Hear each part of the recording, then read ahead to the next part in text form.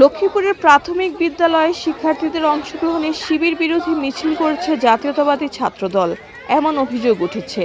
এই ঘটনাকে কেন্দ্র করে স্থানীয় রাজনৈতিক অঙ্গনে আলোচনা ও সমালোচনা শুরু হয়েছে। স্থানীয় সূত্রে জানা যায়, জাতীয়তাবাদী ছাত্রদলের উদ্যোগে আয়োজিত ওই মিছিলে ইসলামী ছাত্র শিবির বিরোধী বিভিন্ন স্লোগান দিতে শোনা যায়। এ সময় অংশগ্রহণকারীদের জামাত শিবির গুপ্ত এমন স্লোগান দিতেও শোনা গেছে বলে দাবি করেন প্রত্যক্ষদর্শীরা। মিছিলে প্রাথমিক বিদ্যালয়ের কয়েকজন শিক্ষার্থীকে অংশ নিতে দেখা গেছে বলে স্থানীয়রা জানান।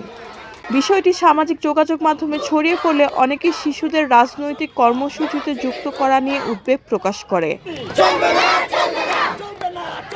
তবে এ বিষয়ে আয়োজকদের পক্ষ থেকে তাৎক্ষণিকভাবে কোনো আনুষ্ঠানিক বক্তব্য পাওয়া যায়নি। বিষয়টি নিয়ে এলাকায় আলোচনা ও বিতর্ক চলমান রয়েছে।